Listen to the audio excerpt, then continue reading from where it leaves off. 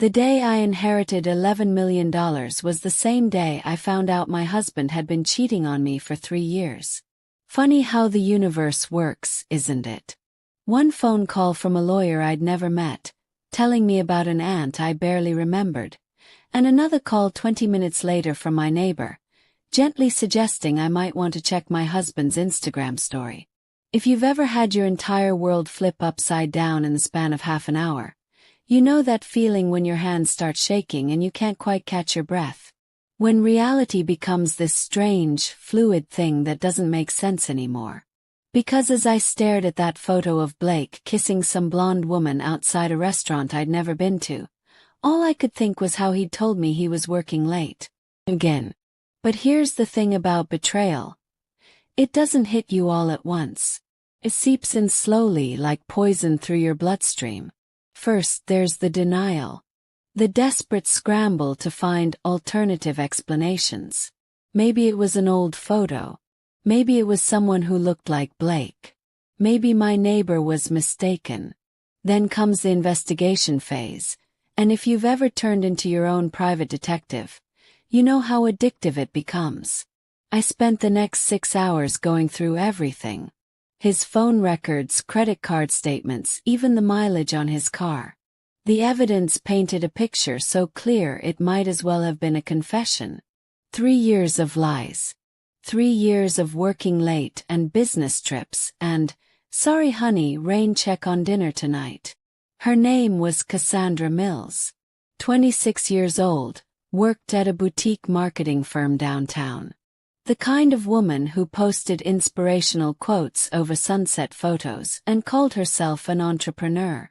The kind of woman who, as I discovered through my deep dive into her social media, had been posting subtle couple photos with my husband for months. Photos where you could just see the edge of a man's arm, or the shadow of someone taking the picture. Photos captioned with heart emojis and blessed, and living my best life. But you know what the worst part was? It wasn't finding out about the affair. It wasn't even seeing how happy he looked with her.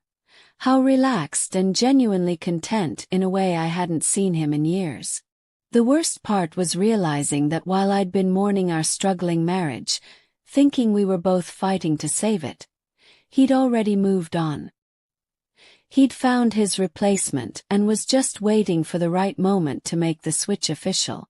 The lawyer called again that evening while I was sitting in my car outside Blake's office building, watching him leave work at exactly 5:47 p.m.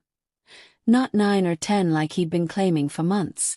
The inheritance, she explained, came from my great-aunt Millicent, my grandmother's sister who'd made a fortune in real estate decades ago. I'd met her maybe 3 times in my life, mostly at family funerals where she'd sat in the back wearing expensive scarves and speaking in a voice that commanded attention without ever being raised. She specified in her will that she wanted the money to go to someone who would use it wisely, the lawyer, Patricia Hensley, explained over the phone. She'd been watching you from afar, apparently. Following your career, your marriage, your life choices. She was impressed by your resilience. Resilience. That's a funny word to hear when you're sitting in a parking lot, watching your husband climb into another woman's car, realizing that your entire marriage has been a performance you were the only one still committed to. But maybe Aunt Millicent saw something I couldn't see yet. Maybe she knew that sometimes you need to lose everything to find out what you're really made of. Blake came home that night at 11:30. Same as he had for months, with the same story about spreadsheets and client deadlines. He kissed me on the forehead, asked how my day was, and made himself a sandwich like nothing had changed. Like he hadn't spent the evening with the woman he was in love with. Like I wasn't sitting there knowing everything, feeling like I was trapped in some twisted play where everyone knew their lines except me. How was work? I asked, watching his face carefully. Brutal, he said, shaking his head. Peterson's got us all pulling overtime on the Henderson account. Might have to work this weekend too. The lie rolled off his tongue so smoothly it was almost artistic. 3 years of practice will do that, I suppose. 3 years of perfecting the art of deception, of living two completely different lives with such seamless precision that even I, the person who knew him better than anyone, or thought I did, hadn't caught on until a neighbor felt sorry enough for me to intervene. But here's what Blake didn't know yet. I wasn't the same woman he'd married 6 years ago. I wasn't even the same woman who'd woken up that morning. $11 million doesn't just change your bank account. It changes how you see possibilities. It changes what you're willing to accept and what you're willing to fight for. And sitting there, watching him lie to my face while I held the power to change both our lives forever, I felt something I hadn't felt in years. Felt dangerous. That night, after Blake fell asleep, I sat at my laptop planning. Not just my divorce. That was the easy part. I was planning something much more elaborate. Something that would ensure that everyone who'd participated in this betrayal would understand exactly what it felt like to have their world turned upside down without warning. Because if there's one thing I learned from watching Blake masterfully orchestrate 3 years of deception, it's that the best revenge isn't hot and impulsive. It's cold, calculated, and perfectly executed. And I had $11 million to execute it with. By the time the sun came up, I had a plan that would make Blake and Cassandra wish they'd never met. But more than that, I had something I'd lost somewhere along the way in my marriage. I had my power back. And trust me when I tell you this. A woman with $11 million and nothing left to lose is the most dangerous force on earth. The inheritance money hit my account 3 days later. All of it, in one massive transfer that made my banking app glitch for a second like it couldn't process the number of zeros. And as I stared at that balance, feeling the weight of infinite possibilities settling over me, I smiled for the first time in months. Blake had no idea what was coming. Neither did Cassandra. But they were about to learn that some betrayals come with a price tag higher than they ever imagined they'd have to pay. You know what's interesting about having $11 million? People treat you differently before they even know you have it. It's like the money changes something in your posture, your voice, the way you take up space in a room. Or maybe I was just finally done apologizing for existing. I spent the next 2 weeks becoming someone Blake had never met. Every morning after he left for his demanding job. And really, the quotation marks should be audible at this point. I would drive to the city and learn how to be rich. Not just wealthy but strategically, intelligently rich. The kind of rich that makes moves instead of just making purchases. My first stop was always Patricia Hensley's law office. Patricia turned out to be exactly the kind of woman you'd want in your corner during a war. Sharp suit, sharper mind, and the kind of smile that made you feel sorry for whoever was about to become her opponent. She'd been handling Aunt Millicent's affairs for over 20 years, and when I asked her about revenge, because yes, I was that direct about it, she didn't even blink. Revenge is just justice with better timing, she said, sliding a business card across her mahogany desk. But if you're going to do this, we need to do it right. The business card belonged to someone named David Chen, private investigator. Not the kind you see in movies with the rumpled coat and the drinking problem. David was former FBI, impeccably dressed, and expensive enough that his retainer fee was more than I used to make in 6 months. But Aunt Millicent's money made expenses like that feel like pocket change. And David promised me something I desperately needed. Information. Your husband is sloppy, David told me after our first meeting. 3 years of an affair and he's left digital breadcrumbs everywhere. Credit card receipts, phone records, even a paper trail of gifts he's been buying her. Most cheaters get better at hiding their tracks over time. Blake got lazy. Lazy. That word hit differently than it should have. Because wasn't that exactly what had happened to our marriage? Hadn't we both gotten lazy, comfortable, stopped putting in the effort? Except I'd gotten lazy about romance and date nights and keeping the spark alive. Blake had gotten lazy about basic human decency. But David's investigation revealed something I wasn't prepared for. The affair wasn't just emotional and physical. It was financial. Blake had been funneling money from our joint accounts, money I'd earned from my marketing consulting business, to pay for his double life. Dinners, weekend getaways, even part of the deposit on an apartment Cassandra had been looking at. My own money being used to fund my own betrayal. If you've ever discovered that level of violation, you know it changes something fundamental in your brain chemistry. It's not just cheating anymore, it's theft. It's fraud. It's taking the life you've built together and literally investing it in your replacement. That night, I did something I'd never done before. I hired a performance coach. I need to learn how to lie, I told Jennifer Walsh during our first session. Jennifer specialized in executive presence, helping CEOs and politicians project confidence and control. But she was also, according to Patricia's recommendation, exceptionally good at teaching people how to manage their facial expressions and voice tone when they needed to hide their true intentions. It's not about lying, Jennifer corrected me. It's about strategic communication. You're not deceiving. You're protecting your position until you're ready to make your move. For 2 weeks I practiced. I practiced coming home to Blake and asking about his day without my voice betraying what I knew. I practiced smiling when he talked about weekend plans, knowing he was probably planning to spend them with Cassandra. I practiced being the wife he thought he still had while building the life he had no idea was coming. And slowly, Blake started to relax around me again. The guilt that had been making him jumpy and distant began to fade.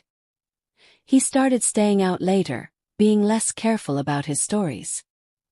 He even brought Cassandra's name up in conversation once, mentioning that someone from Peterson's team had made an interesting point in a meeting. The way he said her name, casual like it meant nothing, was almost impressive in its calculated indifference. But here's the thing about strategic patience. It gives you time to really understand your opponent. And the more I watched Blake, the more I realized that our entire relationship had been built on a fundamental misunderstanding. I thought we were partners building a life together. He'd thought I was a stable foundation he could rely on while he figured out what he actually wanted. The turning point came on a Thursday evening when Blake announced he needed to go on a business trip to Portland over the weekend. A last-minute client emergency, he explained, looking appropriately frustrated about having to cancel our plans to visit my sister. He was getting better at the performance. I had to give him credit for that. That's when I knew it was time to accelerate my timeline. Friday morning, after Blake left for his fake business trip, I put the first phase of my plan into motion. I called my boss at the marketing firm where I'd been working for 4 years and quit. Just like that. No 2 weeks notice, no gradual transition. I had $11 million and a revenge plot to execute. I didn't have time for performance reviews and client meetings. Are you sure about this, Maya? My boss asked. You're one of our best strategists. Is this about money? Because we can discuss a raise. Maya. That's my name, by the way. Maya Chen. No relation to David the private investigator, though we joked about it enough that I considered keeping his business card just for the conversation starter. Maya Chen, 31 years old, marketing strategist turned millionaire heiress turned something I was still figuring out how to define. It's not about money, I told him. It's about timing. Because here's what I'd learned in those 2 weeks of strategic patience. Timing isn't just important in revenge. It's everything. Strike too early, and your target has time to recover and retaliate. Strike too late, and the satisfaction gets diluted by all the waiting. But strike at exactly the right moment, when your opponent is most vulnerable and least prepared, and the impact is devastating. Blake thought he was in Portland, posting careful photos of coffee shops and hotel lobbies to his Instagram story. But David's surveillance team was documenting his actual weekend, a romantic getaway to a cabin in the mountains with Cassandra, where they were apparently discussing moving in together after Blake finally worked up the courage to leave his wife. That phrase, worked up the courage to leave his wife, came from audio surveillance David had managed to capture. 'Cause yes, I was paying for that level of investigation now. And hearing Blake describe our divorce as something he needed courage for, like I was some obstacle to overcome rather than a human being whose heart he was breaking, crystallized everything I needed to understand about who I was dealing with. Blake wasn't conflicted about hurting me. He wasn't torn between two loves or struggling with a difficult decision. He was just inconvenienced by the logistics of upgrading his life, and waiting for the right moment to make the switch with minimal disruption to his comfort.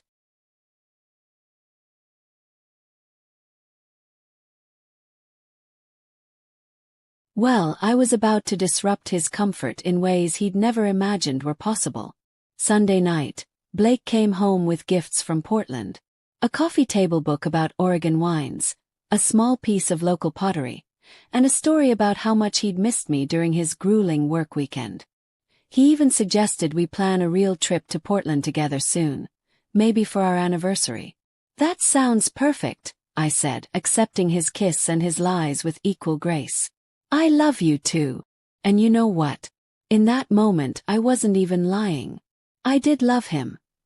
I loved the man I'd thought he was, the man I'd married, the man who'd apparently never existed except in my imagination. But I also loved the woman I was becoming. Strategic, patient, and absolutely ruthless when necessary. Blake had taught me how to lie with a smile. Now I was going to teach him what it felt like to be on the receiving end of a deception that would change his life forever. The countdown had officially begun. Have you ever watched someone you love destroy themselves and felt grateful for it? That's where I was by week 3 of my transformation. Blake was getting sloppier by the day, drunk on the confidence that he'd successfully managed his double life for so long that he was basically untouchable. He'd started leaving his phone face up on counters, taking calls from Cassandra in the next room, even humming songs I'd never heard. Songs that were probably their songs. Meanwhile, I was becoming someone I'd never been before. Wealthy, focused, and absolutely terrifying in my patience. The money had settled into my life like it had always been there, but more than that, I'd started to understand what real power felt like. Not the kind of power that comes from being loud or aggressive, but the quiet kind that comes from having options no one else knows about. David's investigation had expanded beyond just documenting the affair. We were building a complete financial profile of both Blake and Cassandra, mapping their habits, their vulnerabilities, their dreams. Because the most beautiful revenge isn't just about destroying what someone has. It's about destroying what they thought they were going to get. Turns out Cassandra had dreams. Big ones. She'd been planning to launch her own marketing boutique. Had already picked out office space in a trendy part of downtown, designed a logo, even put together a business plan. She was just waiting for the right moment to make her move, probably after Blake left me and could help her with startup capital. My own expertise in marketing made reading her business plan particularly interesting, and particularly easy to dismantle. But before I could focus on Cassandra's professional destruction, I needed to handle the more immediate problem of Blake's growing confidence. He'd started making comments about our future that were clearly designed to manage my expectations. Subtle suggestions that maybe we should reassess our goals as a couple. Questions about whether I'd ever thought about what I'd do if we grew apart. The kind of emotional groundwork that cheaters lay before they drop the bomb. "I've been thinking we should see a marriage counselor," he announced one evening over dinner. "Just to make sure we're still on the same page about everything." It was perfectly executed, really. Framing couples therapy as a proactive choice rather than a desperate last resort. Making it seem like he was fighting for our relationship instead of laying the groundwork to end it with minimal guilt. He'd probably planned to have a few sessions where he could document how different we'd become, how hard he was trying, how ultimately incompatible we were despite his best efforts. "That's a great idea," I said, cutting into my salmon with surgical precision. "I actually already found someone. Dr. Rebecca Torres. She comes highly recommended." Blake's fork paused halfway to his mouth. He hadn't expected me to be enthusiastic about the idea, let alone to have already taken action. "Oh, great. When were you thinking?" "I made us an appointment for Thursday evening. Unless you're working late again." The micro-expression that crossed his face was beautiful. Just a flicker of panic as he calculated whether he had plans with Cassandra that night, followed by the forced relaxation of someone who'd decided to roll with an unexpected development. "Thursday works," he said. "I'll make sure to keep it clear." Dr. Rebecca Torres was another one of Patricia's recommendations. A marriage counselor who specialized in high-stakes relationship transitions, and who had, according to Patricia, seen every form of marital deception you can imagine. What Patricia didn't mention, but I discovered during our pre-session consultation, was that Dr. Torres was also very experienced in helping women document emotional abuse and manipulation for divorce proceedings. "I want you to understand something," Dr. Torres told me during that consultation. "Marriage counseling with someone who's actively deceiving you isn't really marriage counseling. It's performance art. He'll be acting the role of a concerned husband trying to save his marriage, while you'll be gathering evidence of his psychological manipulation. The question is, are you prepared for how good he might be at that performance?" I was more than prepared. I was looking forward to it. Thursday evening arrived, and Blake actually came home early to shower and change before our session. He'd clearly been researching Dr. Torres online and wanted to make a good impression. We drove to her office in relative silence, Blake occasionally making comments about how healthy it was that we were being proactive about communication. Dr. Torres was exactly what I'd expected: warm, professional, and absolutely brilliant at reading people. Her office was designed to feel safe and non-threatening, with soft lighting and comfortable chairs arranged to encourage open conversation. Blake settled in immediately, already performing the role of the earnest husband. "Let's start with what brought you here," Dr. Torres said, her voice gentle but focused.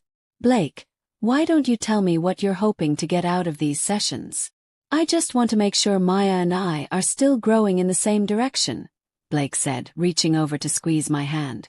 "We've been together for 6 years, and I know how easy it is for couples to start taking each other for granted. I love my wife, and I want to make sure we're building a strong foundation for our future together." It was flawless.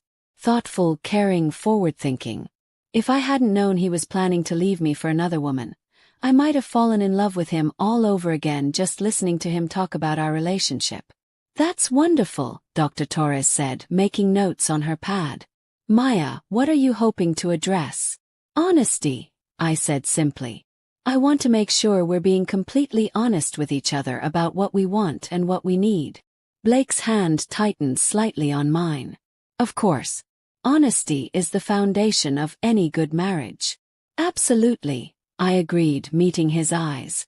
"I think it's important that we both feel safe being completely truthful about our feelings, our concerns, even our attractions to other people.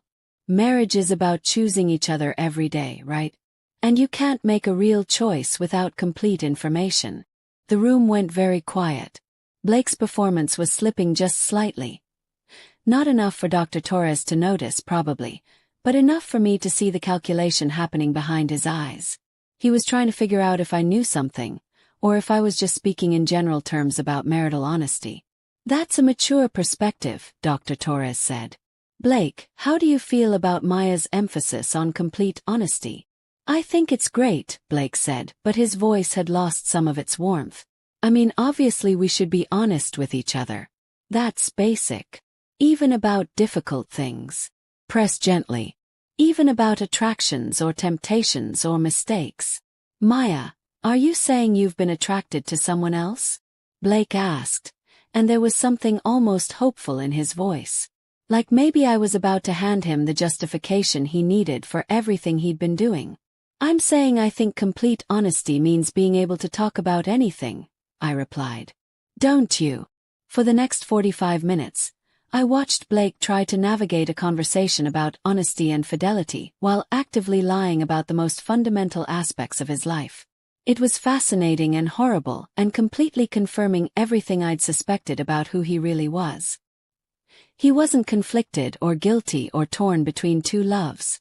He was calculating, manipulative, and absolutely convinced he was smarter than everyone else in the room.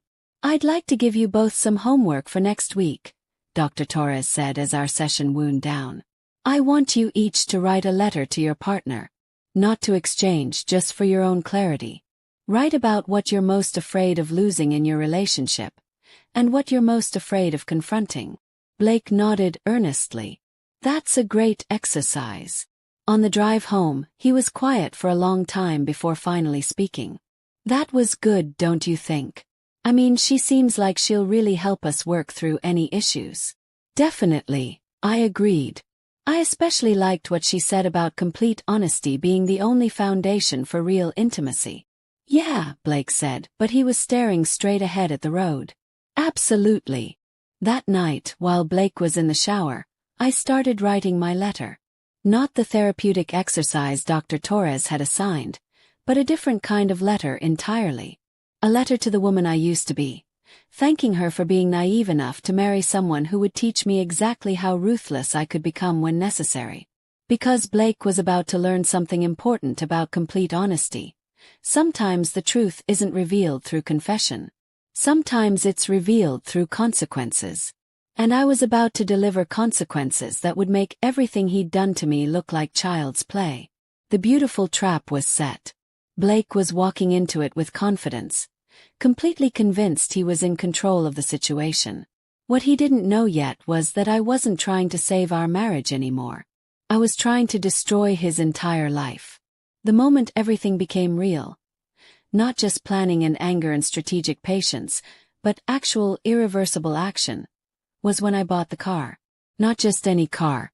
A 2023 BMW M8 Grand Coupe in Alpine White, with red leather interior and every possible upgrade. 617 horsepower of pure, unapologetic power. The kind of car that announces your arrival before you even park it. The kind of car that costs more than most people's houses. I've been driving the same Honda Civic for 8 years. Blake and I had talked about upgrading eventually. Maybe getting something practical and reliable for our future family. But sitting in that BMW dealership, signing papers with my new Black American Express card, the kind they only give to people with serious money, I realized I was done making decisions based on someone else's timeline. This is quite an upgrade from what you've been driving, the salesman Kevin commented as he processed the payment. Special occasion. You could say that, I replied, running my hand over the steering wheel. I'm celebrating my independence. Kevin smiled that practiced car salesman smile.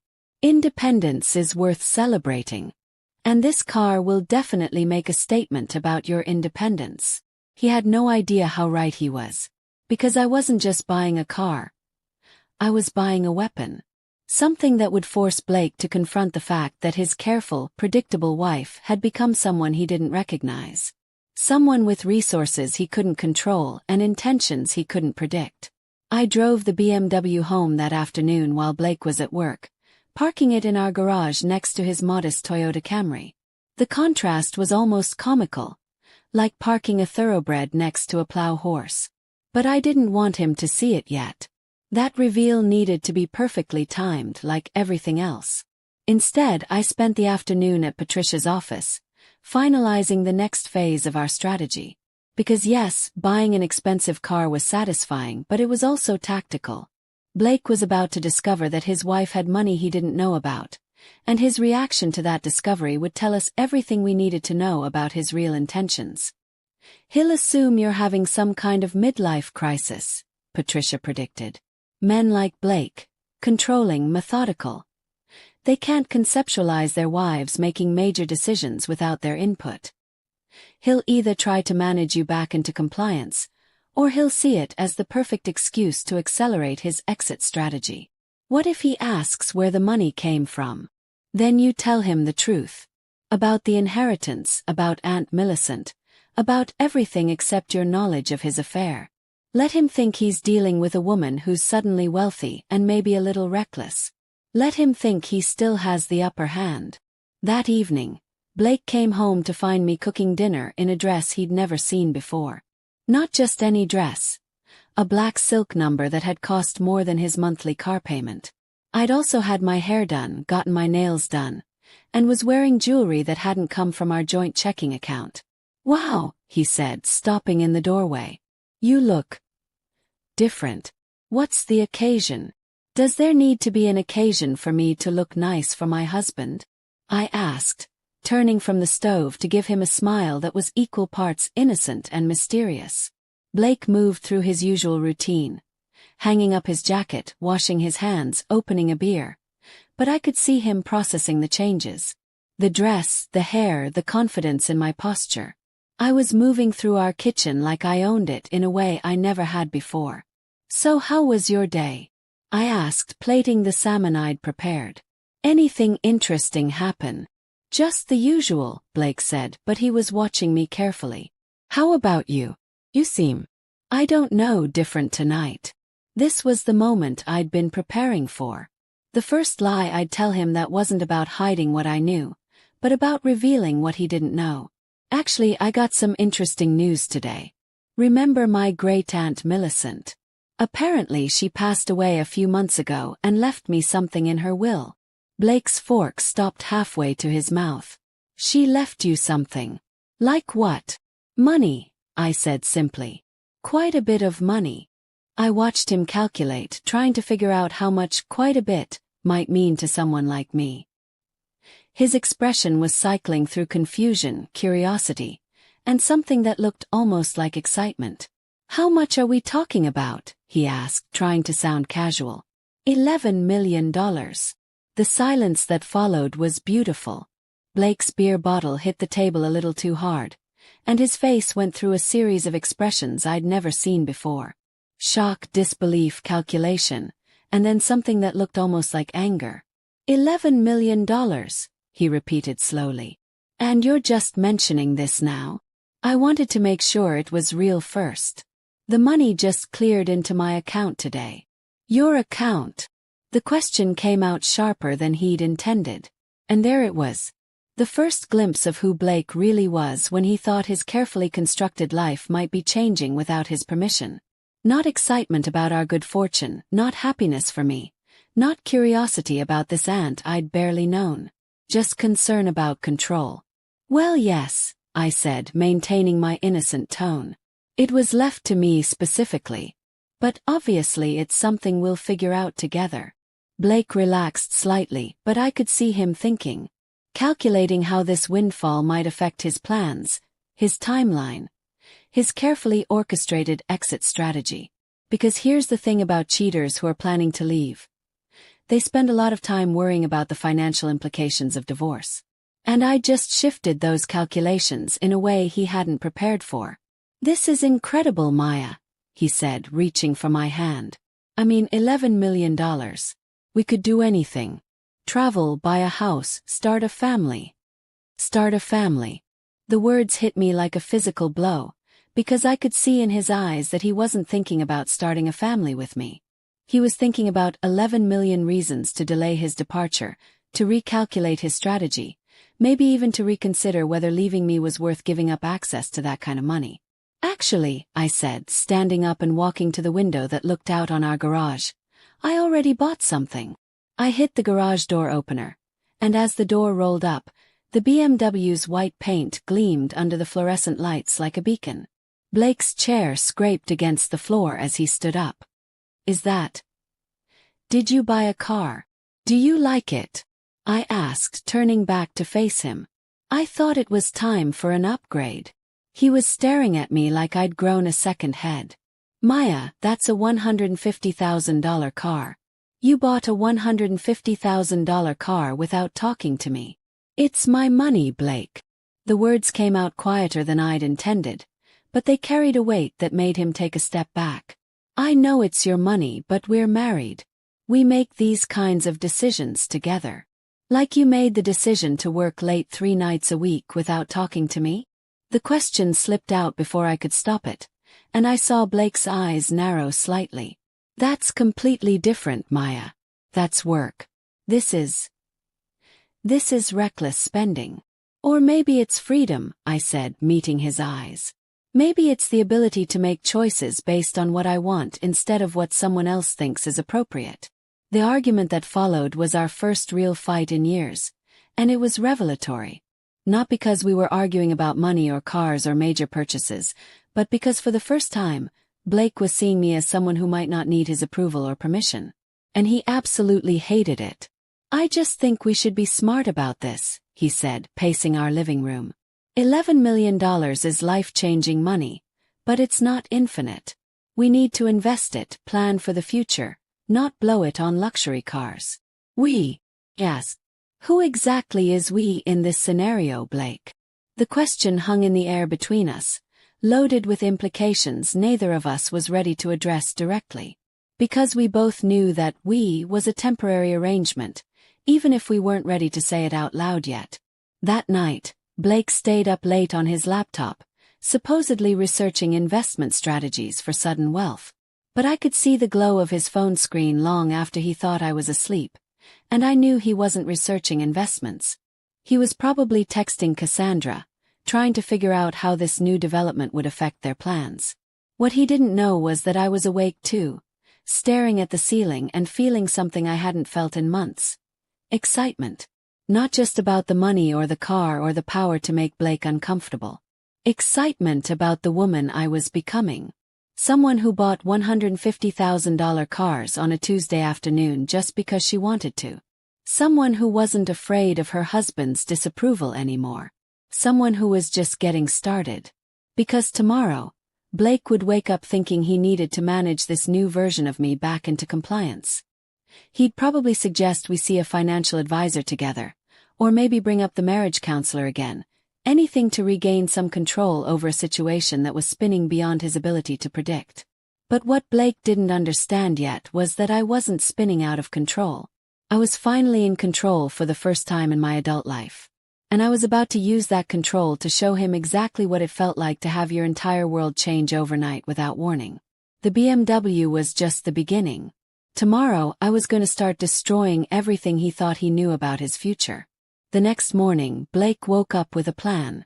I could see it in the way he moved through his morning routine: shower, coffee, careful selection of his "I'm a reasonable man dealing with an unreasonable situation" outfit. He'd spent the night figuring out how to handle his suddenly wealthy, suddenly unpredictable wife, and he was ready to implement his strategy. "I was thinking," he said over breakfast, using that gentle tone people use when they're trying to manage someone they think is on the verge of a breakdown, "maybe we should take a step back and really think about how we want to handle this inheritance." "Handle it?" I asked, not looking up from my phone where I was scrolling through real estate listings for downtown penthouses. "It's not a crisis, Blake. It's a gift." "I know it's a gift. I just think we should be strategic about it. Maybe set up a meeting with a financial advisor. Look at some investment options, think long-term." "Or," I said, finally looking up at him, "I could do whatever I want with my money." The words hit him like ice water. Blake prided himself on being the rational one in our relationship, the planner, the one who thought things through before making major decisions. And here I was, suggesting that maybe his opinion wasn't required for my choices anymore.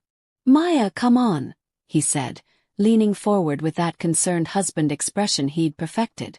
"This isn't like you. You're not impulsive. You don't make big decisions without thinking them through. Maybe you don't know me as well as you think you do." It was a throwaway comment, but I watched it land like a physical blow. Because Blake's entire relationship with me was built on the assumption that I was predictable, manageable, safe. The kind of woman who would never surprise him or challenge him or become someone he couldn't control. "I know you're excited about the money," he continued, "but buying expensive cars, talking about penthouses, it's like you're trying to become someone else." "Or maybe I'm finally becoming who I actually am," I replied, standing up and grabbing my new Hermes purse. Another purchase from yesterday that Blake hadn't noticed yet. "Instead of who you needed me to be." I left him sitting at the breakfast table, staring after me like I'd spoken in a foreign language. And maybe I had. The language of a woman who wasn't asking for permission anymore. The drive to Patricia's office in my new BMW was intoxicating. Not just the car itself, though the way it moved through traffic like a predator among prey was deeply satisfying. It was the knowledge that Blake was probably sitting in our kitchen right now, trying to figure out what had happened to his compliant wife and how to get her back. "He's rattled," Patricia observed after I described the morning's conversation. "Good. Rattled people make mistakes, and we need him to make a big one." "What kind of mistake?" "The kind where he shows you who he really is when he thinks his comfortable life is being threatened. Right now, He's calculating whether $11 million is worth staying married to a woman who's becoming unpredictable. My guess. He's going to try to reassert control first, and when that doesn't work, he's going to panic. Patricia was right. When I got home that afternoon, Blake was waiting for me with flowers and a speech he'd clearly rehearsed. "I owe you an apology," he said, standing up as I walked into the living room. "You're right. It's your money, and I have no right to tell you how to spend it. I was being controlling, and that's not fair to you." It was perfectly executed. Contrite but not groveling, supportive but with just enough concern to make it seem like he was looking out for my best interests. If I hadn't known about Cassandra, if I hadn't spent weeks learning how to read his manipulations, I might have been touched by his apparent growth. "Thank you," I said, accepting the flowers. "I appreciate you saying that. I was thinking maybe we could plan something together. Trip maybe. Or we could look at houses. Start thinking about what we want our future to look like with this kind of financial freedom." Future. There was that word again, deployed like a weapon designed to make me feel guilty for making decisions without considering his preferences. But this time, instead of feeling guilty, I felt something else entirely. Pity. Because watching Blake perform the role of the supportive husband while planning to leave me for another woman was like watching a master class in psychological manipulation. And the most tragic part was that he was so good at it, so practiced, that he probably barely even registered the cruelty of it anymore. "Actually," I said, "I already have plans for tonight. I'm having dinner with Jennifer Walsh. You remember the executive coach I mentioned? She's helping me figure out some things about my career now that money isn't a concern." Blake's smile flickered for just a moment. "Career things. I'm thinking about starting my own company. Maybe acquiring some existing businesses, building something bigger than just consulting. Jennifer knows the landscape." This wasn't entirely a lie. Jennifer and I were having dinner, and we were going to discuss business. Just not the kind of business Blake was imagining. "That sounds great," Blake said, but I could see him calculating again. Wife with $11 million who might become financially independent business owner was a very different equation than wife with $11 million who needed his guidance and support. "Don't wait up," I said, kissing him on the cheek. "We might make a night of it." Dinner with Jennifer was everything I'd hoped it would be. Not just because she was helping me understand how to project confidence and control in high-stakes situations, but because she was the first person I'd told the complete truth to about what I was planning. "You're playing a dangerous game," she said over our second bottle of wine. "Psychological manipulation is his specialty. What makes you think you can beat him at it?" "Because he's not expecting it," I replied. Blake's entire strategy is based on the assumption that I'm emotionally reactive and intellectually manageable. He's planning for tears and threats and desperate attempts to save our marriage. He's not planning for calculated, patient revenge. And if he figures out what you're really doing, then I accelerate the timeline. That night, I came home to find Blake asleep on the couch with his laptop open beside him. The screen showed a real estate website, specifically luxury apartments downtown. For a moment, I thought maybe he was actually looking at properties for us to consider. Then I saw the search parameters. 1 bedroom, downtown core, move-in ready. He wasn't looking for our future home. He was looking for his post-divorce apartment. And from the looks of his browsing history, he'd been at it for hours. Standing there in our living room, watching my husband shop for the apartment he'd live in after he left me, I felt something shift inside me. Up until that moment, there had been some small part of me that wondered if maybe I was overreacting. Maybe Blake was just going through a phase. Maybe the affair would burn out on its own. Maybe we could still find our way back to each other. But seeing him plan his exit strategy while simultaneously performing the role of the concerned husband killed that last flicker of hope. Blake wasn't torn between two women. He wasn't struggling with a difficult decision. He was managing a transition, and I was just one more obstacle to be handled and discarded. I took a photo of his laptop screen with my phone, closed the computer gently, and went upstairs to bed. Tomorrow, I decided, Blake was going to get a taste of what it felt like to have someone he loved planning a future that didn't include him. But first I had a phone call to make. David. I whispered into my phone once I was safely in our bedroom with the door closed. I need you to accelerate the surveillance on Cassandra. I want to know every move she makes, every place she goes, every person she talks to. And I need you to do something else. I need you to find out everything you can about her business plan. What are you thinking, Maya? I'm thinking it's time to introduce myself to my replacement. And I'm thinking she has no idea what she's gotten herself into. Because here's what Blake didn't understand about the woman he'd married. I'd built my entire career on understanding markets, identifying opportunities, and executing strategies that eliminated competition. And whether he knew it or not, Cassandra Mills had just become my competition. But unlike every other business challenge I'd faced, this wasn't just about winning. This was about making sure that when Blake finally worked up the courage to leave his wife, there would be nothing left for him to leave for. The hunt was officially on. The coffee shop was perfect. One of those trendy downtown places with exposed brick and overpriced lattes, the kind of place where young professionals came to work on their laptops and feel important.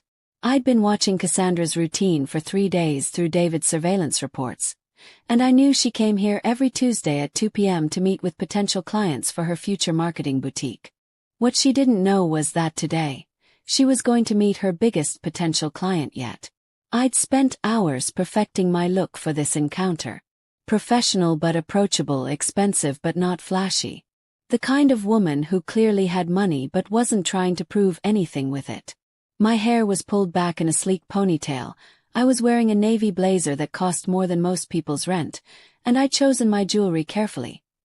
Pieces that would catch the light when I gestured but wouldn't be obviously branded. I looked like exactly what I was. A successful woman with serious money who was considering a significant investment. Cassandra was already seated at a corner table when I arrived, laptop open, multiple notebooks spread around her like she was conducting a board meeting.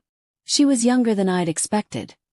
Not just the 26 that David's background check had revealed, but young in that fresh-faced, optimistic way that suggested she hadn't been disappointed by life yet. She was also prettier than her Instagram photos had suggested, with a kind of effortless blonde hair that actually required a lot of effort and a smile that was both genuine and calculated. I could see why Blake had been attracted to her. She had that quality that successful men often craved. She made him feel like a mentor, a guide, someone whose experience and wisdom were valuable. "Excuse me," I said, approaching her table. "Are you Cassandra Mills?" She looked up, immediately shifting into professional mode. "Yes, I am. Can I help you?" "I hope so. My name is Maya Chen. I understand you're launching a marketing consultancy, and I'm looking for someone to handle a significant project." The transformation in her expression was immediate and beautiful. This was clearly not the kind of lead she was used to getting. Most of her potential clients were probably small businesses or startups operating on shoestring budgets. I represented something much bigger. "Please sit down," she said, quickly closing her laptop to make space. "What kind of project are we talking about?" I settled into the chair across from her, taking my time to get comfortable. Everything about my body language was designed to communicate that I was someone accustomed to being catered to, someone whose time was valuable and whose decisions could change lives.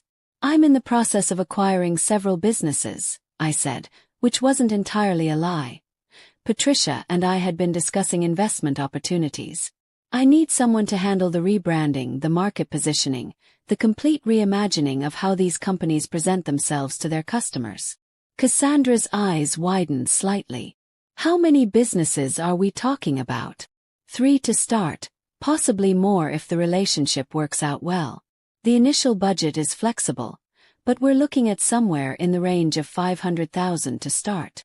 I watched her try to maintain her professional composure while internally calculating what a contract like that would mean for her business. $500,000 wasn't just a good client. It was the kind of career-defining opportunity that could establish her company as a major player immediately. "That sounds incredible," she said, and I could hear the excitement she was trying to suppress. "Can you tell me more about the businesses?" For the next 30 minutes, I spun a story about acquiring a chain of boutique fitness studios, a small tech company, and a high-end catering business. I used all of my actual marketing expertise to make the scenario sound plausible and exciting, throwing in just enough specific details to seem legitimate without being so specific that she could fact-check me later. And Cassandra was good. Really good. She asked intelligent questions, took detailed notes, and presented ideas that were creative and strategically sound. Under different circumstances, I probably would have hired her for Real. She had the kind of fresh perspective and hungry energy that established consultants often lost after years in the industry. But these weren't different circumstances. This was reconnaissance. I have to ask, I said about 40 minutes into our conversation, how did you develop your expertise in rebranding established businesses? That's a pretty sophisticated specialty for someone just starting their own firm. Cassandra's smile faltered for just a moment. Not because she didn't have an answer, but because the answer was complicated in ways I probably wasn't supposed to understand. I've been working at Meridian Marketing for the past 3 years, she said. But I've also been getting advice from someone with a lot more experience in business strategy. Someone who's been helping me understand the financial side of major transitions. Not my boyfriend or this guy I'm seeing or even a friend. Like Blake was a business mentor rather than the married man she was sleeping with.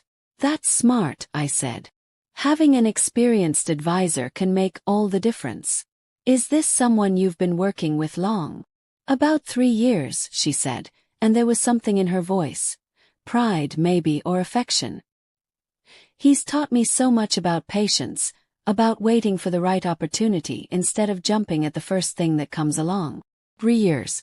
The exact length of her affair with my husband. And the way she talked about him. Like he was some wise business sage who'd taken her under his wing out of pure generosity. Suggested that Blake had been very careful about how he framed their relationship to her. He sounds like an invaluable mentor, I said. Is he someone I might know? I'm always interested in connecting with experienced business strategists. Cassandra hesitated, clearly weighing whether to share more information about her mysterious advisor. He works in corporate consulting, she said finally. Very successful, very strategic in his thinking. He's actually been helping me plan this whole transition from employee to business owner. Including the timing. Especially the timing. Her smile was soft now, dreamy in a way that had nothing to do with business and everything to do with a woman in love. He always says that the best opportunities come to people who are patient enough to wait for the perfect moment. Patience. Perfect timing. I wondered if Blake had used those same words when he was explaining why they couldn't be together publicly yet, why he needed more time to handle things with his wife, why she needed to wait just a little longer for him to make his choice. Well, I said, gathering my purse and standing up, I'm very impressed with what I've heard today. Let me discuss this with my team, and I'll be in touch within the week about next steps. Cassandra stood as well, extending her hand for a professional handshake. Thank you so much for considering me for this project, Maya. I promise you won't regret it. Her hand was soft, her grip confident, her smile genuine. And looking at her. Really looking at her not just as the other woman but as a person. I felt something I hadn't expected. Sympathy. Because Cassandra Mills wasn't a villain. She wasn't some predatory homewrecker who'd set out to destroy a marriage. She was a young woman who'd fallen in love with a man who'd presented himself as available, or at least as someone who was going to be available soon. She'd been patient for 3 years, building her career and her dreams around promises that Blake had no intention of keeping. Blake had been lying to both of us. The only difference was that I knew it. Walking back to my BMW, I felt a strange mix of satisfaction and sadness. Satisfaction because I now understood exactly how Blake had positioned himself in Cassandra's life. As the experienced mentor who was going to help her achieve her dreams. And sadness because I could see how this story was going to end for her. And it wasn't going to be pretty.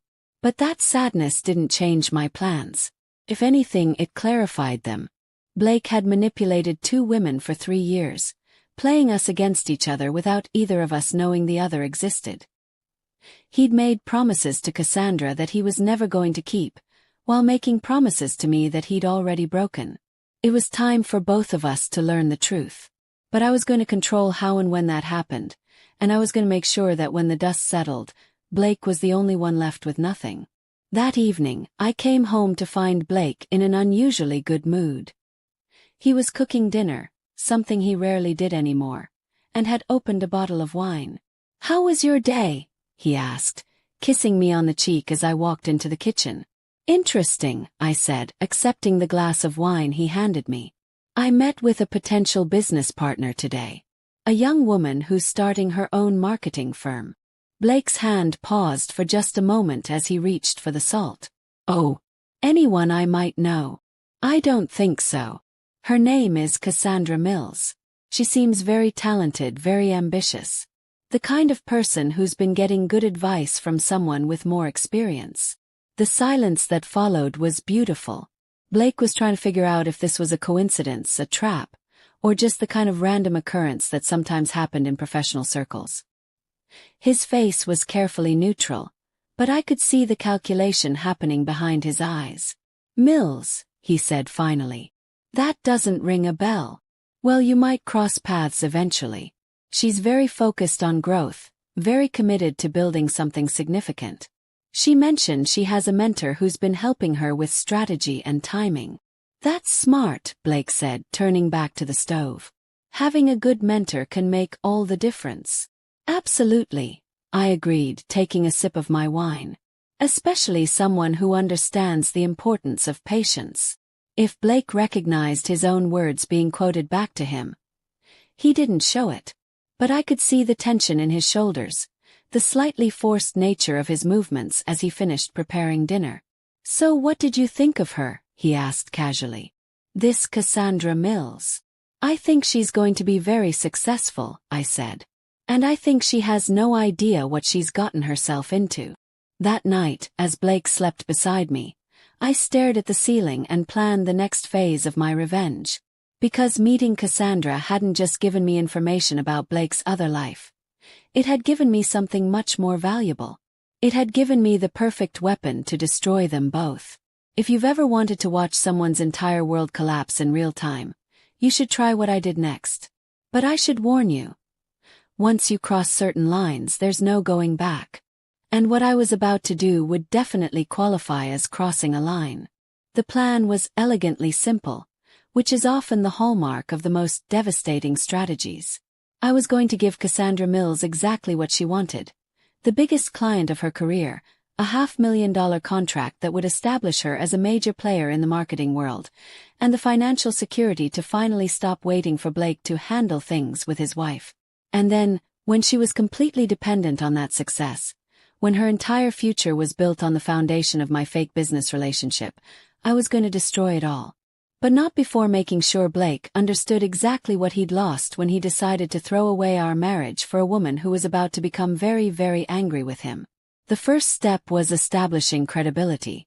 Over the next week, I created a shell company called Phoenix Acquisitions, complete with a professional website, a downtown office address, and all the corporate paperwork that would make it look legitimate to anyone who bothered to check. Patricia's law firm handled the incorporation, and I hired a small team of freelancers to create marketing materials that would pass even careful scrutiny. The second step was the contract. $500,000 for comprehensive rebranding services across 3 acquired businesses, with payment milestones that would give Cassandra just enough money up front to quit her day job and commit completely to building her consultancy around my project. "You realize," Patricia said as we reviewed the contract terms, "that you're about to spend $500,000 on revenge. That's a significant investment, even for someone with your resources." "It's not about the money," I replied, though that wasn't entirely true. Part of me was definitely enjoying the fact that I could afford to spend more money on destroying my husband's affair than most people made in a decade. "It's about justice." "Justice," Patricia repeated. "Or revenge. Is there a difference?" The meeting where Cassandra signed the contract took place in the conference room of Phoenix Acquisitions. Actually a borrowed space in Patricia's building that looked impressively corporate for a few hours. I'd brought along Jennifer Walsh to play the role of my business partner, and we'd rehearsed our presentation until it was flawless. Cassandra arrived 15 minutes early, wearing a new suit that she'd clearly bought specifically for this meeting. The eagerness in her eyes was almost heartbreaking. This was the opportunity she'd been dreaming about, the chance to prove herself on a scale that would change her entire life. "Before we begin," I said, sliding the contract across the conference table, "I want you to know that this partnership is about more than just business for me.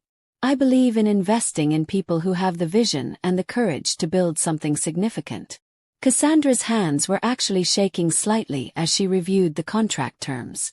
$50,000 upfront, another $100,000 at the 30-day mark, and the balance paid out over 6 months as deliverables were completed. It was structured exactly like a legitimate consulting agreement, which it technically was, except for the part where I had no intention of letting her complete it. "This is incredible, Maya," she said, looking up from the papers. "I can't tell you how much this means to me. This contract will let me quit my day job, hire additional staff, really build the kind of company I've been dreaming about." "That's exactly what I was hoping to hear," I said. "I believe the best work comes from people who are fully committed to their vision." She signed the contract with a pen I'd brought specifically for the occasion, a Mont Blanc that cost more than most people's monthly car payments. As she wrote her name on each page, I felt a strange mix of satisfaction and guilt. Satisfaction because the trap was now set and baited. Guilt because Cassandra Mills was about to become collateral damage in a war she didn't even know was being fought. But then I thought about Blake, probably sitting in some restaurant with her last week, holding her hand and explaining how much longer she'd need to wait for him to handle things with his wife. I thought about the apartment listings on his laptop, the careful way he'd been managing both of our expectations, the 3 years of lies and manipulation and casual cruelty.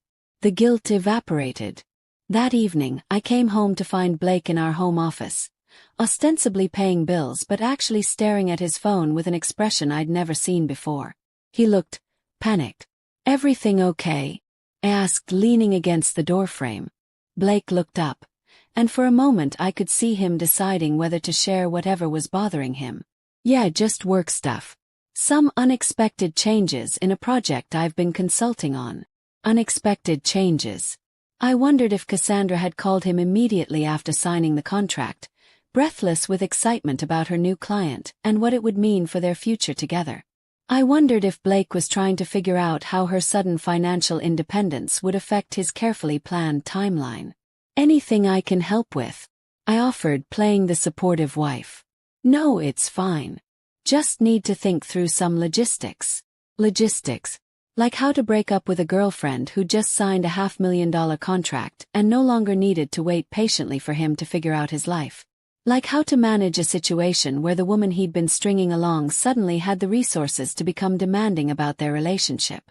Over the next 2 weeks, I watched Blake become increasingly agitated. He was working late more often, taking phone calls in the other room, and had developed a nervous habit of checking his phone every few minutes like he was waiting for news he wasn't sure he wanted to receive. Meanwhile, Cassandra was posting on social media about her new client, her expanding business, her excitement about the future. She'd given notice at Meridian Marketing and hired 2 freelance designers to help with the Phoenix acquisitions project. Everything was going perfectly according to plan. My plan, not Blake's. The first crack in Blake's composure came on a Thursday evening when he thought I was at yoga class.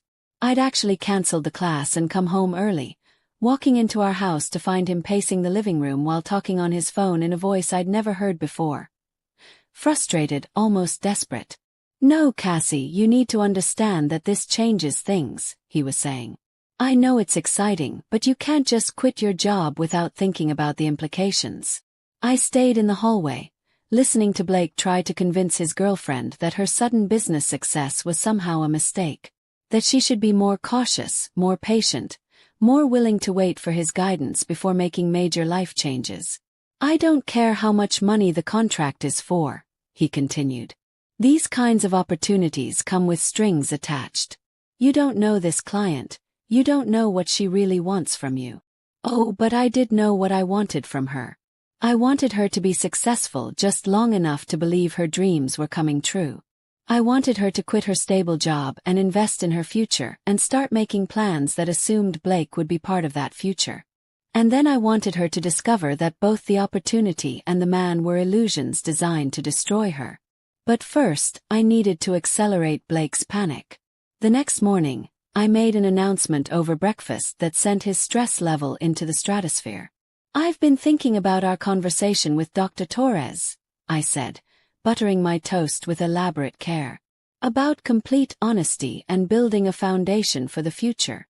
Blake's coffee cup paused halfway to his mouth. "Oh, I think she's right that we need to be more open about what we really want. So I've decided to be completely honest with you about something." The silence was beautiful. Blake was clearly trying to figure out if this was the moment where his wife confessed to suspecting his affair, or if this was something else entirely. "I've been thinking about having a baby," I said. Blake's reaction was immediate and visceral. His face went pale, his breathing became shallow, and for a moment I thought he might actually faint. "A baby," he repeated. "I know we talked about waiting until we were more financially stable, but with the inheritance, that's not a concern anymore. We could start trying right away, maybe be pregnant by the end of the year." This was psychological warfare at its most surgical.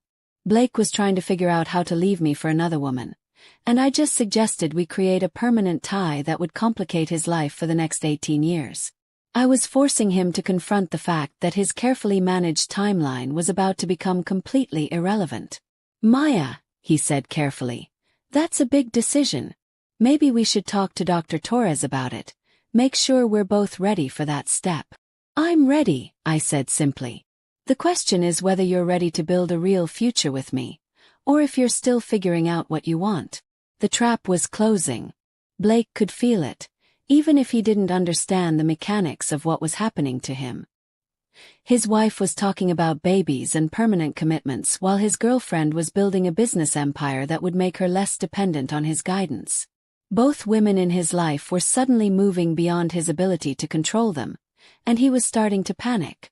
But he had no idea how much worse it was about to get. That afternoon, I made a phone call that would detonate everything he thought he knew about his situation. "Cassandra, it's Maya Chen. I hope you don't mind me calling, but I wanted to discuss an exciting opportunity with you." "Of course, Maya. What can I do for you?" "Well, I've been so impressed with our initial work together that I'd like to propose something bigger. What would you say to a partnership? Not just as a contractor, but as an actual business partner in Phoenix Acquisitions." The silence on the other end of the phone was exactly what I'd expected. I was offering her the chance to go from service provider to co-owner, from contractor to millionaire, from Blake's secret girlfriend to a woman with serious independent wealth. Wow, she said finally. "That's incredible, Maya. What would that look like?" "Equal partnership," I said. 50-50 split of all profits, shared decision-making authority, and an immediate cash investment of $2 million to help you build out your side of the operation. $2 million. Enough money to make Cassandra Mills financially independent for life. Enough money to make her stop caring about Blake's timeline for leaving his wife and start demanding answers about why he was taking so long. "I don't know what to say," Cassandra said. "Say yes," I replied. "And say it quickly because I'm having lunch with Blake Chen tomorrow to discuss some business opportunities, and I'd love to be able to mention what an impressive partner you're going to be." Blake Chen. I'd used my maiden name when I incorporated Phoenix Acquisitions, but I'd never mentioned my married name to Cassandra. Till now. The silence that followed was perfect. I could practically hear her mind working, putting together pieces that suddenly formed a picture she'd never imagined was possible. "Blake Chen," she repeated slowly. "Your business partner is Blake Chen." "Not business partner," I corrected gently. "Blake Chen is my husband." And just like that, Cassandra Mills discovered that the mysterious wealthy client who'd been offering her the opportunity of a lifetime was married to the man she'd been sleeping with for 3 years. The man who'd been telling her he needed more time to figure out how to leave his wife. The man who'd been assuring her that his marriage was essentially over, just waiting for the right moment to make it official. The man who'd apparently been married to a woman with $11 million, and had somehow forgotten to mention that detail during their discussions about their future together. "Maya," Cassandra said, and her voice was very different now. "I think we need to talk." "I think we do too," I agreed. "Are you free for lunch tomorrow? I know the perfect place." The restaurant I chose for lunch with Cassandra was the same place where Blake had taken her for their anniversary dinner last month. David's surveillance had captured them holding hands over dessert, looking like any other couple celebrating their relationship. I thought it was poetic justice to have our conversation in the exact spot where Blake had been making promises he never intended to keep. Cassandra was already seated when I arrived, and she looked like she hadn't slept. Her usual polished appearance was slightly frayed around the edges. Her makeup couldn't quite hide the dark circles under her eyes, and her hands were trembling slightly as she gripped her coffee cup. She'd spent the night processing the revelation that her mysterious wealthy client was married to her supposedly unhappily married boyfriend. "Maya," she said as I sat down, and I could hear the careful control in her voice. "Before we talk about business, I think we need to discuss Blake." "Do we?" I asked, signaling the waitress for coffee. I was actually hoping we could keep this professional. The casual tone clearly wasn't what she'd been expecting. Cassandra had probably spent hours preparing for this conversation, trying to figure out how to handle the fact that she'd been sleeping with my husband. She was ready for tears, accusations, maybe even violence. She wasn't ready for me to act like Blake was just a minor detail we needed to clear up before getting back to business. "Maya, I don't think you understand," she said, leaning forward. "Blake and we've been seeing each other for 3 years. I said, adding cream to my coffee. "I know." The words hit her like a physical blow. "You know." "Of course I know. Did you think I was stupid?" Cassandra's carefully prepared speech evaporated. She'd been ready to confess, to explain, maybe even to apologize. She hadn't been ready for me to already know everything and act like it didn't matter. "But if you knew," she said slowly, "then why did you offer me the contract? Why are you here talking to me about business partnerships?" "Because what my husband does with his free time doesn't affect my business decisions," I replied. "You're talented, you're ambitious, and you have exactly the kind of fresh perspective Phoenix Acquisitions needs. Blake's poor judgment doesn't change any of that." I watched Cassandra try to process this information. In her mind, discovering that your husband is having an affair should lead to dramatic confrontations, ultimatums, divorce proceedings.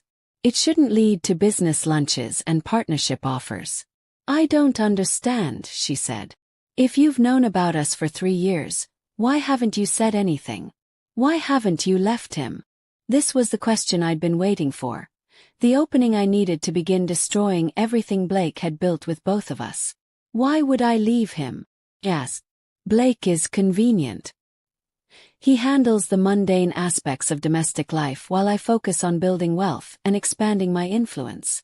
If he needs to find entertainment elsewhere, that's fine with me as long as it doesn't interfere with my plans." Cassandra's face was cycling through emotions: confusion, hurt, anger, and something that looked like dawning realization. "Entertainment," she repeated. "Well, what else would you call it? Blake's never going to leave me for you, Cassandra. Surely you understand that by now." The words were deliberately cruel, designed to force her to confront truths she'd been avoiding for 3 years. And I could see them landing, each one hitting like a separate blow to her carefully constructed fantasies about her future with Blake. "He said he was going to leave you," she said, but there was no conviction in her voice anymore. "He said he just needed more time to figure out the logistics." "The logistics?" I repeated, smiling. "Is that what he called it? How interesting. What do you mean?" I pulled out my phone and showed her the photos David had taken of Blake apartment hunting. Screenshots of his search history, images of him looking at one-bedroom places downtown, all time-stamped from the past month. "Blake has been looking at apartments," I said. "But not for both of you. These are all one-bedroom units, Cassandra. He's planning to leave me, but he's not planning to be with you." I watched her study the images, her face growing paler with each swipe. The apartment listings, the budget calculations, the timeline that became obvious once you saw all the pieces together. Blake had been planning his exit strategy, But it was an exit that led to freedom, not to another relationship. "I don't believe you," she said, but her voice was weak. "Call him," I suggested. "Right now. Tell him you know I know about the affair, and ask him what his plan is for your future together." Cassandra's hands were shaking as she pulled out her phone. She stared at Blake's contact information for a long moment, and I could see her trying to convince herself that there was some explanation that would make sense of everything I'd just shown her. He dialed. "Blake," she said when he answered. "We need to talk. Maya knows about us." I couldn't hear Blake's side of the conversation, but I could see Cassandra's face changing as he spoke. The color drained from her cheeks, her eyes went wide, and her free hand gripped the edge of the table like she was trying to keep herself steady. "What do you mean you need time to think?" she asked, and now her voice was rising. "Blake, she knows. Your wife knows everything and she doesn't even care. She's been offering me business deals while knowing I've been sleeping with her husband." More silence as Blake spoke. Cassandra's expression was moving through stages of grief in real time. Denial, anger, bargaining, and finally, devastating comprehension. "So that's it," she said finally. 3 years, and now you need to reassess the situation. "Blake, I quit my job for you. I turned down other opportunities because you said we had a future together." She hung up without saying goodbye and sat staring at her phone like it might ring again with a different Blake on the other end, one who would have the answers she needed to hear. "He wants time to think," she said, looking up at me with eyes that were bright with unshed tears.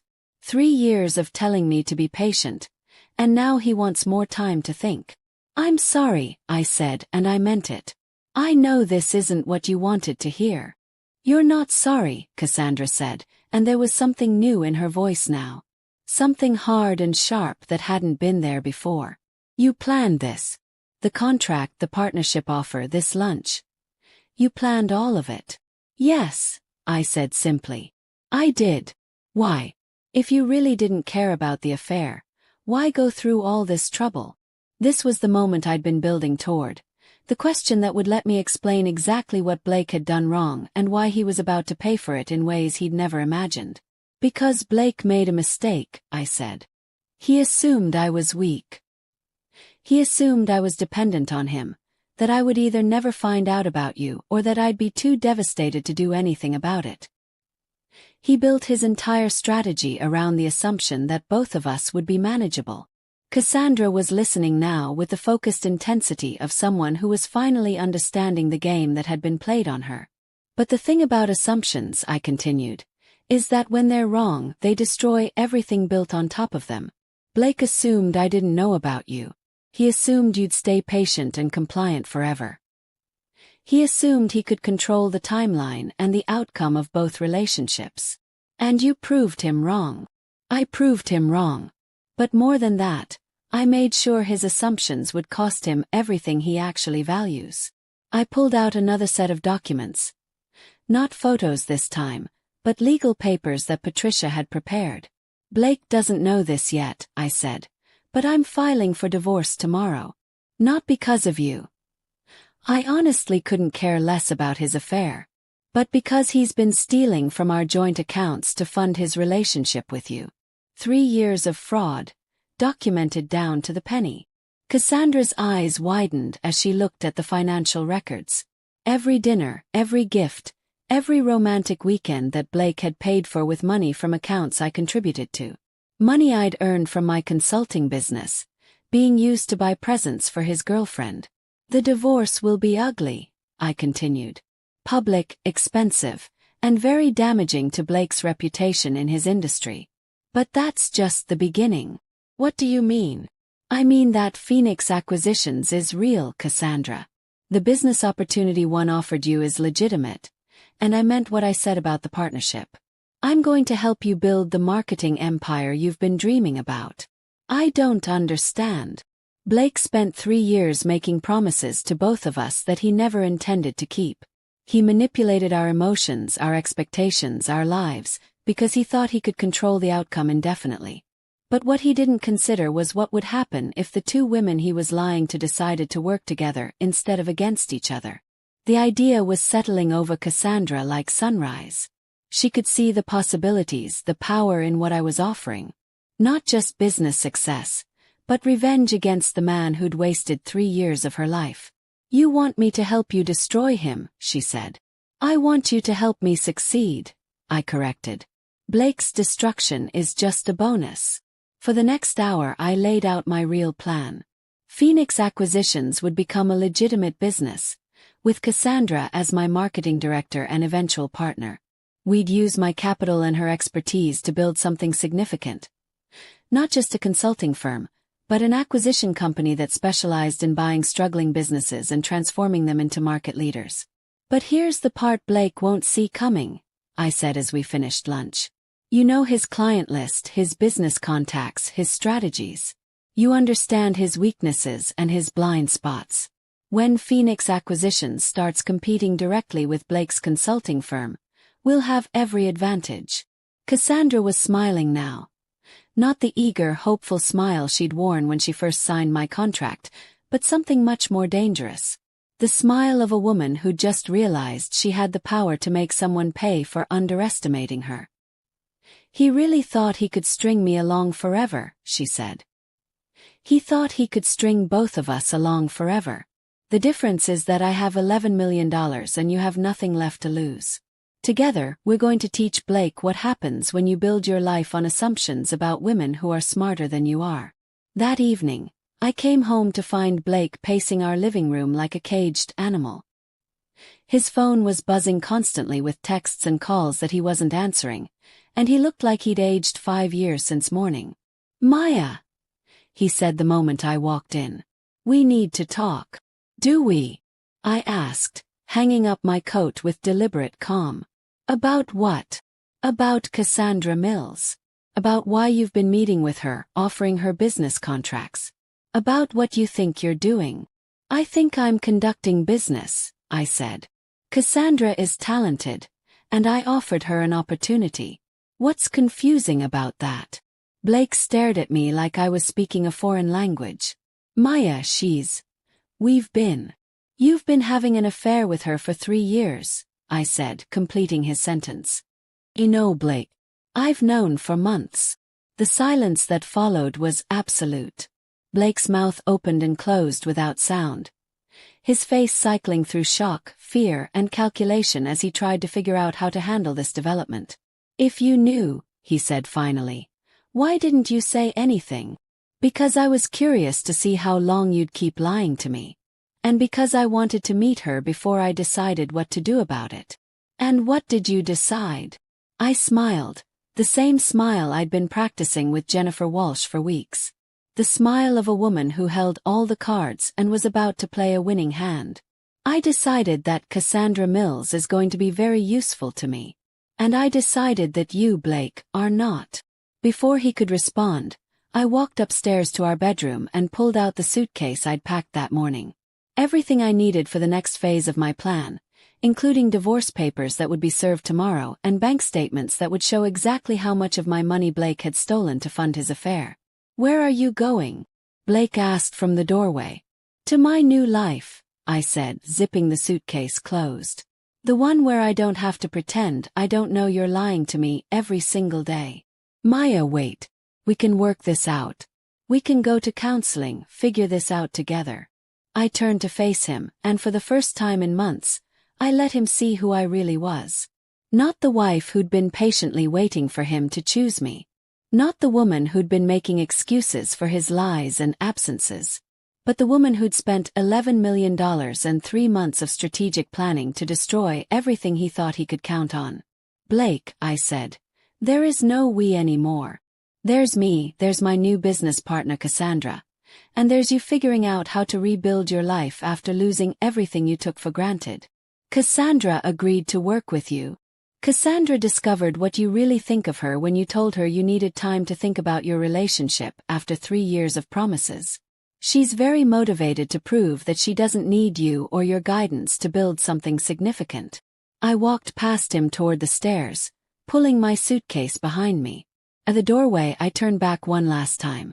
"Oh, and Blake, you might want to call a lawyer. The divorce papers will be served tomorrow, and the fraud charges I'm filing will probably require some professional help to navigate. Fraud charges. 3 years of stealing money from our joint accounts to pay for your affair. It's all documented, down to the penny. Patricia Hensley. You remember the lawyer who handled my inheritance? She's very thorough about evidence. I left Blake standing in our bedroom, staring after me like his entire world had just collapsed around him. Which, to be fair, it had. But unlike the collapse I'd experienced when I first discovered his affair, Blake's destruction was going to be public, expensive, and absolutely irreversible. Because the difference between Blake and me wasn't just that I had more money or better lawyers. The difference was that when my world fell apart, I used the pieces to build something better. When his world fell apart, he was going to discover that all his careful planning and manipulation had left him with nothing to build on. The woman he'd married was gone. The girlfriend he'd been stringing along was now his competitor. And the comfortable life he'd been managing so carefully was about to become a very expensive lesson in the dangers of underestimating the people you claim to love. Driving away from our house for the last time, I felt something I hadn't felt since the day I'd learned about Blake's betrayal. Peace. Not the kind of peace that comes from avoiding conflict, but the kind that comes from knowing you fought for what you deserved and won. The revenge was almost complete. But the best part was still coming. 6 months later, I was standing in the penthouse office of Phoenix Acquisitions, looking out over the city skyline and feeling like the woman I was always meant to become. The view was incredible. Floor-to-ceiling windows that made the whole city look like it belonged to us. And in a way it did. We'd acquired 3 companies in 4 months, transformed 2 failing businesses into market leaders, and established ourselves as one of the most innovative acquisition firms on the East Coast. But you know what felt better than the success? Watching Blake's world systematically crumble while mine flourished in ways I'd never imagined were possible. The divorce had been finalized 2 weeks ago. Blake had tried to fight it, of course. He'd hired an expensive lawyer and attempted to claim that the affairs were marital difficulties rather than financial fraud. But Patricia had been thorough, and the evidence was overwhelming. 3 years of documented theft, down to the penny. Blake ended up paying me a settlement that included half his retirement accounts, his share of our house, and enough in punitive damages to buy another BMW just for spite. Not that I needed his money anymore. Phoenix Acquisitions had already generated more profit in 6 months than Blake's consulting firm had made in 2 years.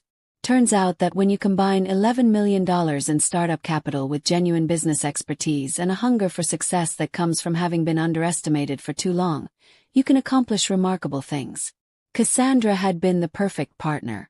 Not just because she was talented, though she absolutely was, but because she understood what it felt like to have someone you trusted treat you like you were disposable. That shared experience had created a bond between us that was part business partnership, part friendship, and part mutual revenge society.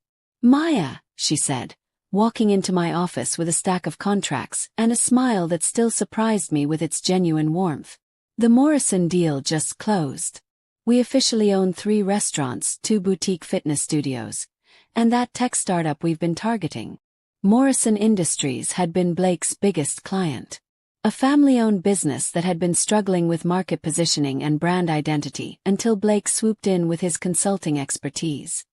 He'd spent 8 months developing their strategy, building relationships with the family leadership, positioning himself as their trusted advisor. So naturally, when Phoenix Acquisitions approached them with an offer to not just consult on their problems but to actually buy the company and implement solutions with our own capital investment, they'd been very interested in having that conversation. Especially when they learned that Phoenix's marketing director had inside knowledge of every strategy Blake had been planning to implement. How did Blake take the news? I asked, though I was pretty sure I knew the answer. According to my contact at Morrison, he didn't take it well.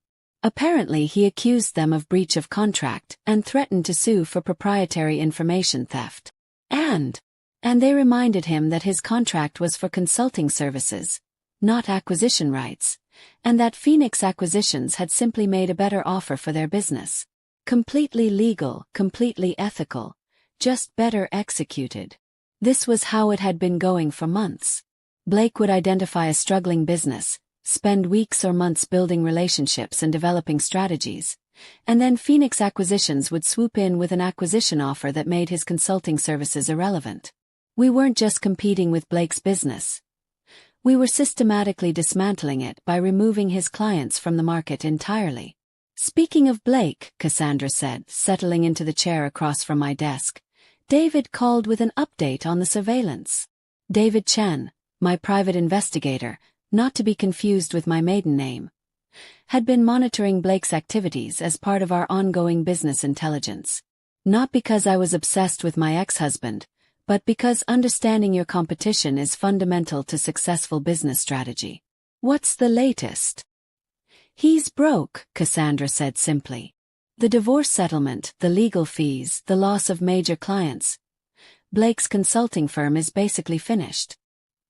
He's been trying to find corporate employment, but word has gotten out about the fraud charges, and nobody wants to hire a business strategist who was prosecuted for stealing from his own wife.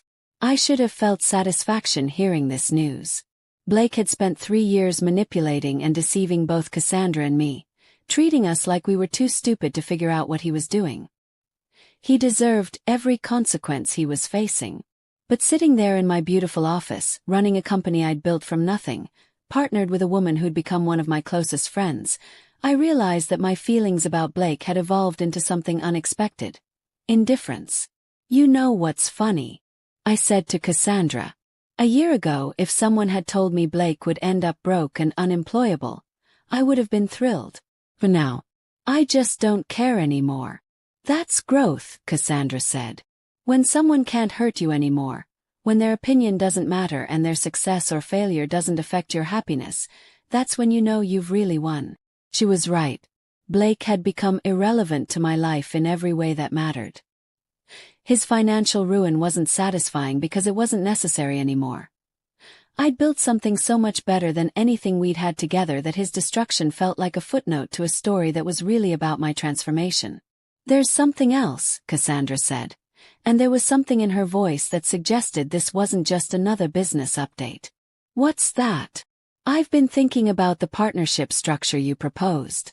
The 50-50 split, the equal decision-making authority, all of it. My stomach clenched slightly. Cassandra had been the perfect business partner for 6 months, but business partnerships were fragile things. People's priorities changed, their visions evolved, their ideas about fairness shifted as success changed their perspectives. And, asked, trying to keep my voice neutral. And I think it's too generous, she said. This company exists because of your capital investment, your strategic vision, your willingness to take risks that I never could have afforded. 50-50 doesn't reflect the reality of what you've contributed. This was not what I'd been expecting. Cassandra, I want to restructure the partnership, she continued. 60-40 in your favor, with you maintaining controlling interest in any major decisions. That's what's fair. I stared at her across my desk, trying to process what she was saying. In my experience, people with power rarely volunteered to give some of it back, especially when that power came with significant financial value. Why would you want to do that? Because the success of this company isn't just about revenge anymore, Maya. It's about building something sustainable, something that will last long after Blake becomes a footnote in both our histories. And for that to happen, the partnership needs to be structured around what's actually best for the business, not what feels emotionally satisfying. This was why Cassandra had become such an invaluable partner. She understood that the best revenge wasn't just destroying Blake.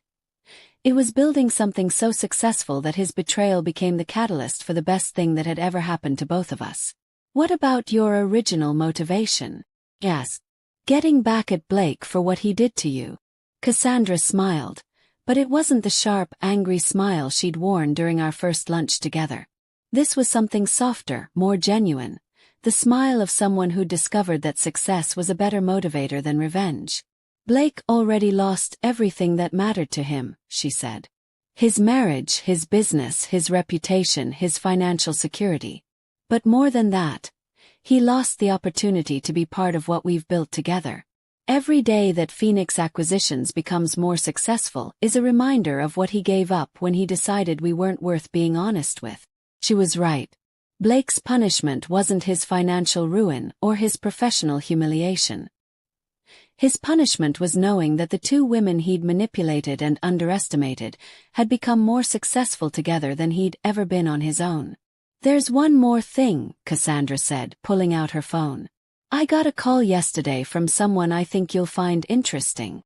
She showed me a text message from an unknown number. "Heard about your success with Phoenix Acquisitions. Would love to discuss a potential business opportunity if you're open to it. Patricia Mills." Patricia Mills. "My older sister," Cassandra said. "She's been following our progress from California, and she wants to discuss expanding Phoenix Acquisitions to the West Coast. She has connections out there, potential clients, even some investment capital if we're interested in accelerating our growth." A year ago, I'd been a marketing consultant married to a man who was systematically stealing from me to fund his affair. Today, I was running a multi-million-dollar acquisition company with expansion opportunities across the country and a business partner who'd become one of my closest friends. The transformation was so complete it was almost surreal. "What do you think?" Cassandra asked. "Ready to take Phoenix national." I looked out at the city skyline again, thinking about Blake somewhere down there, probably sitting in some modest apartment, trying to figure out how to rebuild a life that he'd destroyed through his own arrogance and cruelty. Then I thought about the woman I'd become. Confident, successful, surrounded by people who valued my intelligence and my vision instead of trying to manage or manipulate me. "Let's do it," I said. "Let's build an empire." That evening, I drove home to my new penthouse apartment in the BMW that had started this whole transformation. The same car that had been my first act of rebellion against Blake's expectations, now just a comfortable part of a life I'd built entirely on my own terms. As I pulled into the parking garage, my phone buzzed with a text from an unknown number. For a moment, I wondered if it might be Blake, finally ready to apologize or beg forgiveness or try one last manipulation to regain some foothold in my life. But when I opened the message, it was from someone entirely unexpected. "Maya, this is Dr. Rebecca Torres. I hope you don't mind me reaching out, but I wanted you to know that I've been following the news about Phoenix Acquisitions, and I couldn't be prouder of what you've accomplished. You've become exactly the woman I thought you could be when we first met. Congratulations on your success, and thank you for showing me what real strength looks like." I sat in my car for a long moment, reading and rereading the message. Dr. Torres had seen through Blake's performance during our marriage counseling sessions, had recognized that I was dealing with someone who was fundamentally dishonest about his intentions. She'd planted seeds during our conversations that had helped me understand I deserved better than what I was accepting. But more than that, she'd seen something in me that I hadn't been able to see in myself at the time. The potential to become someone who didn't just survive betrayal, but who used it as fuel to build something extraordinary. Sitting there in the parking garage of my luxury apartment building, having just closed a deal that would expand my business empire to a second coast, I realized that Blake's affair had been the best thing that ever happened to me. Not because I'd enjoyed the pain or the humiliation, but because it had forced me to discover what I was capable of when I stopped accepting less than I deserved. Blake had assumed I was weak, dependent, manageable. His affair had been built on the foundation of those assumptions. But when those assumptions proved wrong, everything built on top of them collapsed. His marriage, his business, his comfortable life, his future with Cassandra. And from the rubble of that collapse, I'd built something better than anything I'd ever imagined was possible. The revenge was complete. But more than that, the transformation was complete. I wasn't just the woman who'd gotten back at her cheating husband anymore. I was the woman who'd taken the worst betrayal of her life and used it to become the person she was always meant to be. And that woman, she was just getting started. If you've made it this far in my story, if you've stayed with me through every twist and betrayal and moment of calculated revenge, then you understand something important. Sometimes the worst thing that happens to you becomes the catalyst for the best thing you've ever done. Sometimes betrayal isn't the end of your story. It's the beginning of a better one. And if you're dealing with your own Blake, your own betrayal, your own moment of discovering that the person you trusted most has been lying to you, then I want you to know this. You are stronger than you think you are, more capable than you know, and deserving of so much more than you're accepting. Don't just survive it. Transform it. Use it. Build something so extraordinary that one day, you'll thank them for underestimating you. Because the best revenge isn't getting even. It's becoming someone they never imagined you could be. That's my story. From betrayed wife to millionaire CEO. From victim to victor. From someone who was underestimated to someone who built an empire from that underestimation. If this journey resonated with you, if you found yourself rooting for the underdog who refused to stay down, then I know you understand something powerful about the human capacity for transformation. Share this story with someone who needs to hear it. Comment below if you've ever turned your worst moment into your greatest triumph. And remember, your story isn't over. Sometimes it's just beginning.